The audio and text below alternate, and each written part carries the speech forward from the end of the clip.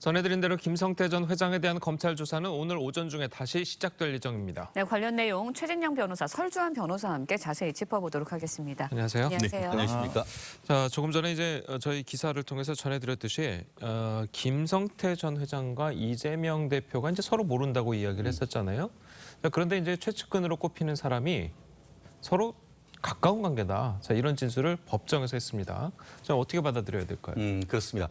검찰에서의 진술과 법정에서 선서한 다음에 증언하는 것은 그 증거 가치가 굉장히 다를 수밖에 없는 건 아니겠습니까? 그렇기 때문에 지금 이번 사건에서 증언했는 사람 같은 경우에는 지금 언론 보도를 보면은 쌍방울의 그 부회장 겸 김성태 전 회장의 비서실장까지 지냈고 네. 나아가 이재명 대표의 예전 경기지사 할 당시에 경제특보라는 명함을 들고 다녔다는 겁니다.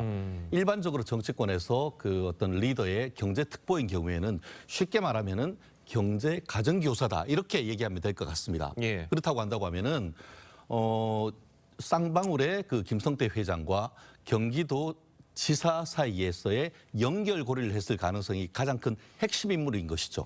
그리고 이 사람에 대해서 증언을 했을 때에 검찰이 증거를 들이댔다고 합니다. 뭐냐면은 이 증인 한모 씨가 관련된 제3자와의 어떤 대화 녹취록이 있었는데 그 내용에 보면은 지금 그 한모 씨가 이재명 후보가 성태형과 가깝지라는 얘기가 있고 그 이재명 대표가 본인 사무실에 두 번이나 들렀었다라는 얘기가 들린 녹취록도 지금 공개된 그런 상태입니다. 그렇다 보니까 결국 그 이재명 대표나 지금 김성태 그 부회장 같은 경우에는 서로의 관계를 부인하고 모른다, 전화번호도 모른다라고 하지만 그 사이에 연결고리를 할 수 있는 한모 씨가 지금 법적 증언을 통해 가지고 둘 사이의 관계를 증언했다는 점에서 과연 이 부분에 대해서 어떤 식으로 지금 그 김성태 부회장과 이재명 지사가 얘기를 할지에 대해서는 아마 불러서 그 부분도 관련되는 조사가 이루어지고 있을 것이라고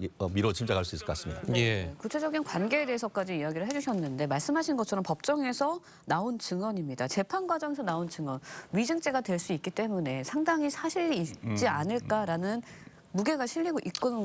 위증죄라는 것은 자신의 기억에 반해서 증언을 할 때 이제 위증죄거든요. 그럼 자신은 가깝다라고 생각했다라는 거예요.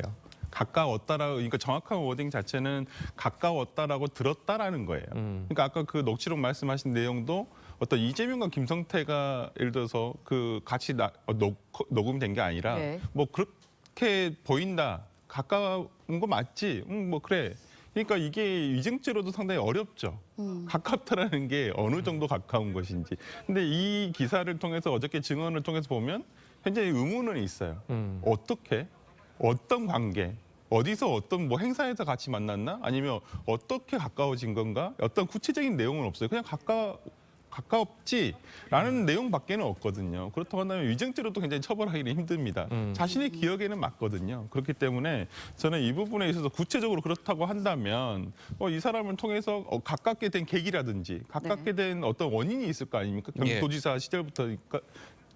그러니까 그런 부분에 대해서 구체적인 어떤 정황이 일제는 제시가 돼야지만 이 부분에 대해서 가까웠다라는 내용에 대해서 어떤 뒷받침이 되지 않을까라는 생각이 들고 그렇기 때문에 저는 어제 그 법정에서의 증언 내용 자체만으로는 뭐 서로 지금 모르는 사이라고 하는데 어떤 구체성은 약간 좀 떨어진다라고 봅니다. 그러니까 보통 이제 재판부에서도 그 증언을 사실로 받아들이려면 그 변호사님이 방금 말씀하신 것처럼 정황이 있어야 된다 이런 말씀이신 건가요? 그렇습니다. 알겠습니다.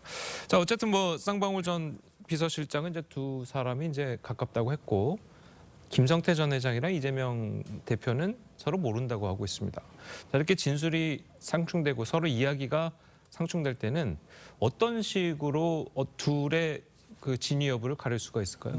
결국 증거에 의해서 입증할 책임이 검찰에 있는 것 아니겠습니까? 네. 증거라는 것은 물적 증거와 인적 증거가 있는 것인데 지금 그 한모 씨 같은 경우에는 인적 증거인 것이죠. 결국 말씀드린 것처럼 이재명 경기지사의 경제특보이자 그와 네. 동시에 그 쌍방울 그 김성태 부회장의 비서실장이었으면서 둘 사이에서 가장 핵심적인 역할을 했다고 한다고 하면은 그 사람의 말은 직접 경험한 것을 얘기를 했을 것이고, 그리고 친하다고 하는 근거를 아마 그 검찰에 얘기했을 가능성이 매우 높은 것 같은데요. 예. 나아가서 물적 증거도 있지 않을까 싶습니다. 아마 그 지금 이재명 지사 같은 경우에는 난 휴대폰도 번호도 없다 뭐 얘기를 하고 있기 때문에 결국 우리가 요즘 가장 핵심적인 증거가 그러니까 물적으로 해서 휴대폰 통화 내역이라든가 예. 아니면 뭐 카카오톡이나 아니면 그 문자 메시지 내역을 비롯해서 직접 서로가 하지 않았다고 하면은 제3자를 통해서 이제 그 주고받은 통화 내역이라든가 이런 물적 증거가 있을 가능성이 있고, 나아가서 자금 흐름을 조사했을 가능성이 클 것 같습니다. 결국 어떤 그 사이에 단순히 이제 서로 만난 것을 넘어서 그 돈을 주고받았던거나 이런 부분이 어떤 물적 증거가 나온다고 하면은 이 부분에 대해서 내부적으로 가지고 있다가 김성태 그 대표나 아니면 이재명 그 대표가 출석했을 때 그런 부분을 제시하면서 서로의 관계에 대해서 입증하려고 할 텐데요. 물론 뭐 그 부분에 대해서 자백할 수도 있고 부인할 수도 있는데 어쨌든 간에 그에 대한 입증 책임은 검찰에 있는 건 맞습니다. 다만 친하다고 했는데 지금 설 변호사님 말씀처럼 구체적으로 친하다고 할 수 있는 그 객관적인 증거가 무엇인지 이것을 검찰이 가지고 있는지가 관건이 될 것 같습니다. 알겠습니다. 네, 이 대표와 김 전 회장 관계 물적 증거에 대해서 말씀을 해주셨는데 어제 김성태 전 회장 첫 검찰 조사에서 주로 배임 횡령 혐의를 집중적으로 조사하고 이재명 대표의 변호사비 대납 의혹은 좀 조사가 됐다는 얘기는 들리지 않고 있습니다.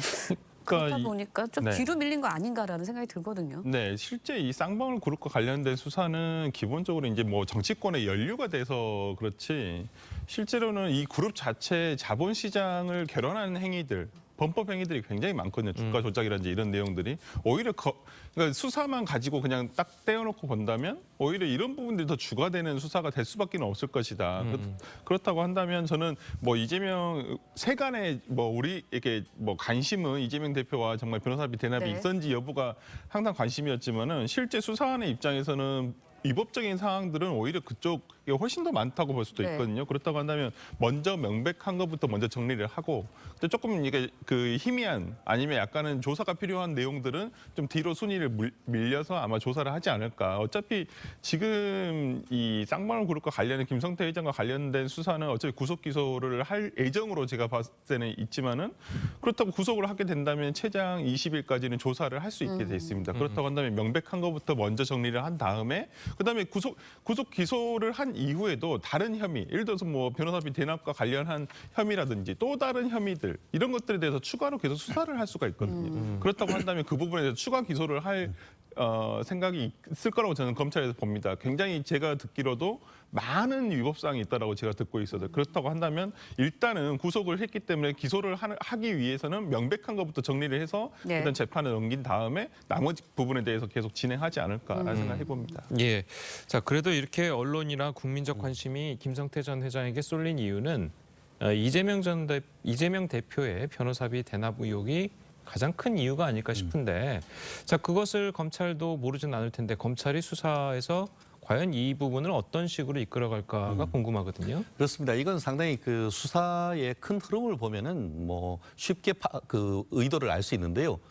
한마디로 자금 흐름 조사, 후 용초 조사 이렇게 그 얘기를 하면 될 것 같습니다. 예. 왜냐하면은 지금 김성태 그 전 쌍방울 회장 같은 경우에 지금 거액의 1,000억이 넘는 돈의 배임 횡령, 그리고 나아가서 해외 재산으로 빼돌린 것, 거기 나아가서 지금 얘기하신 것처럼 이재명 그 대표의 변호사비 대납 의혹 이런 부분인데 결국 다 돈에 관한 것입니다.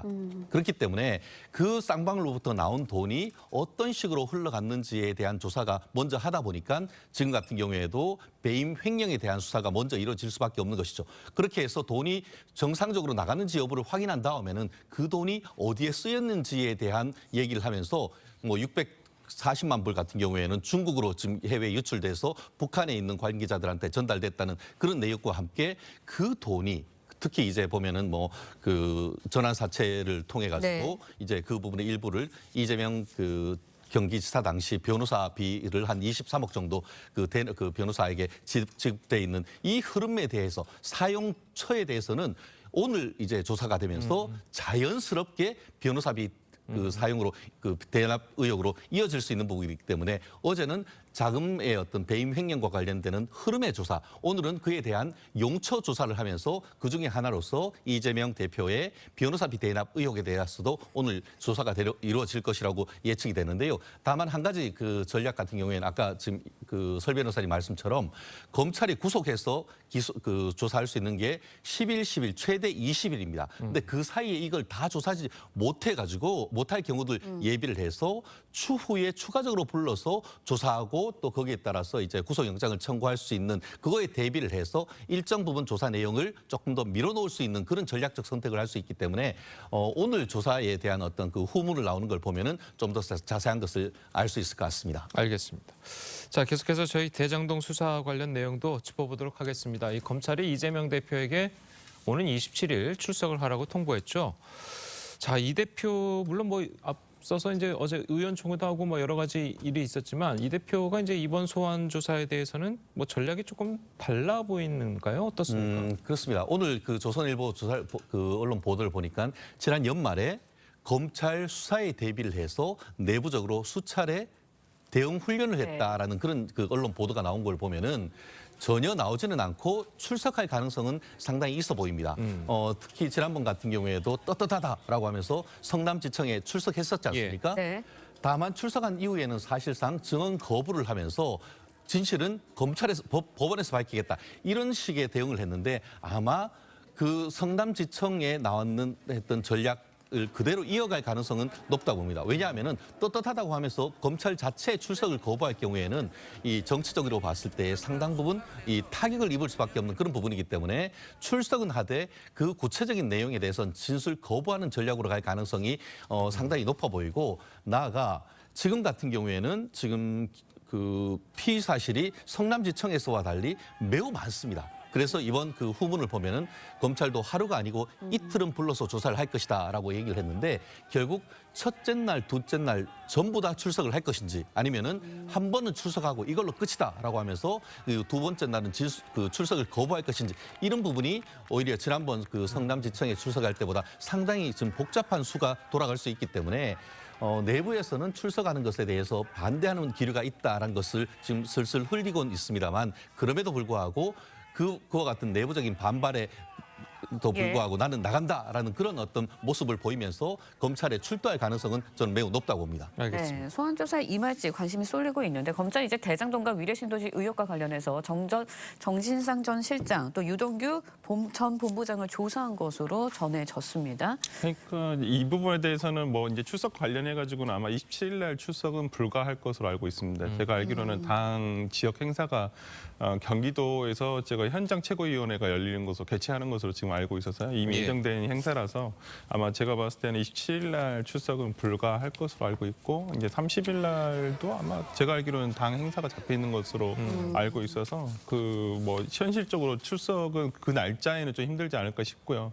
지금 내부적으로는 뭐 조선일보에는 뭐 그렇게 기사가 났습니다만 뭐 대응 훈련이라고 나왔습니다만 실제로는 대응 훈련이라고 하기는 좀 그렇고 그냥 대책 회의 정도로 지금 진행을 하고 있고 그 부분에 대해서 이제 뭐 출석을 할 것인지 말 것인지 그다음에 뭐 예를 들어서 이 출석이 실제 이 대장동 사건 관련해 가지고 이재명 대표를 기소를 안 할 것은 아니잖아요. 검찰에서. 그렇다고 한다면 기소가 100% 확실한 상황에서 저번 성남과 같이 나가서 특별하게 들을 내용이 없다. 아니면 상대방이 예를 들어서 제일 처음에 이 소환과 관련한 뉴스가 나왔을 때 물증을 제시하지 않으면 우리는 가지 않겠다라는 뉴스가 나온 것도 약간은 그런 의미가 아닌가 싶어요. 그러니까 기존에 어떤 새로운 사건이란 새로운 어떤 증거라든지 이런 것이 없음에도 불구하고 굳이 불러서 망신주기형 아니냐, 이게 정치적인 수사 아니냐 이렇게 볼 여지가 있었기 때문에 아마 대표로서는 그런 반응이 나왔던 것 같고 아직도 결정은 나지 않은 것 같습니다. 그리고 이제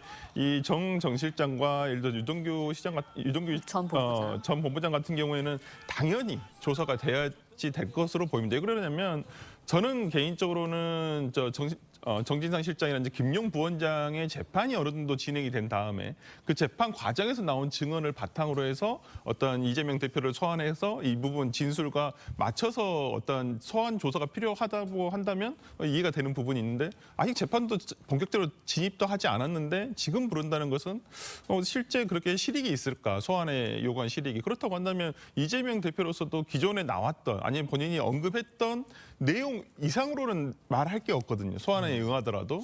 그렇다고 한다면 기소를 한다는 전제 하에서는 굳이 지금 나가서 소환 조사에 응할 필요도 없고, 그다음에 검찰에서도 소환을 요구하는 것이 너무 섣부른 것은 아닌가라는 생각이 들기 때문에 저는 뭐 조금 더 관련 조사들이 더 이루어진 다음에 부르는 것이 더 맞지 않나라는 생각을 해봅니다. 예, 조금 전에 네. 재판 과정에 나온 증언을 가지고 이제 이재명 대표를 소환하는 게 맞지 않느냐라고 이제 말씀을 하셨는데 일각에서는 자, 이렇게 검찰 조사 과정에서 이재명 대표를 소환 조사를 같이 한다는 것은 같은 재판에 그 정진상 실장이라든지 유동규 전 본부장이라든지 이런 사람들과 이재명 대표를 같은 재판에 올리려는 건 아니냐. 자, 이런 의혹도 좀 있거든요. 구속해서 조사를 하다가 지금 이제 1년 구속 기간이 넘으니까 다 이제 석방을 했고 예. 또 일부는 이제 뭐 구속돼 있는 것으로 알고 있습니다만 그렇기 때문에 기존의 공범과 같이 재판을 하면은 아무래도 재판의 어떤 그 효율성이라든가 실체적 진실을 밝히는 게 좀 더 쉬운 건 사실입니다. 그렇지만 예. 말씀드린 것처럼 구속 사건 같은 경우에는 구속 기간에 제한이 있기 때문에 이미 재판은 재판대로 진행되고 추가 기소를 하면은 그 사건과는 별개로 재판에 넘길 가능성이 높은데요. 다음 그렇게 됐을 때 같은 재판부에 할지 아니면 그 사건이 다른 재판부에 배당이 될지 이런 어떤 절차적인 문제가 있어서 어떤 재판의 공정성 이런 문제도 있기 때문에 같이 해서 지금 기존에 엮어서 있는 사건에 대해서 재판을 네. 하나로 한다는 것은 현실적으로는 제한이 있을 겁니다. 이미 벌써 이제 1년이 넘은 사건은 그것대로 해서 재판부에서 진행을 하는 것이고 이재명 대표에 대한 기소 지금으로서는 뭐 기소는 예정된 수순이고 다만 더 중요한 것은 구속영장을 청구하느냐. 검찰이 부르는데 안 나온다. 그리고 죄가 부인한다. 이렇게 된다고 하면 일반적인 것이라고 한다고 하면은 구속영장 청구하는 게 당연한 것이죠. 그렇기 때문에 지금 민주당 같은 경우에는 1월에 원래 임시회가 없음에도 불구하고 임시회를 소집하고 사실상 상당 부분은 해외로 가서 임시회 자체도 이루어지지 않는 그렇기 때문에 그 목적이 이재명 대표에 대한 방탄이 아니냐 그런 얘기가 있습니다. 결국 일반적인 케이스라고 한다고 하면은 검찰이 나오지도 않고 나왔어도 진술 거부권을 행사하면서 모르쇠를 일관한다고 하면은 구속영장 치는 건 너무나 당연한 수순이거든요. 그렇기 때문에 이재명 대표 입장에서는 정치적인 측면도 생각하지만 어떤 국민에 대해서 어떤 뭐 본인 스스로가 불체포 특권에 대해서 네. 없애야 된다라고 했던 그런 얘기가 있기 때문에 아마 출석할 가능성이 높고 이미 많은 부분 기초적인 자료나 다 이런 부분이 조사돼 있기 때문에 최종적인 정점으로서의 어떤 이재명 대표에 대한 소환 조사는 정당하다 저는 그렇게 생각합니다. 예, 알겠습니다. 자, 오늘 변호사님들 말씀은 여기까지 듣겠습니다. 잘 들었습니다. 고맙습니다.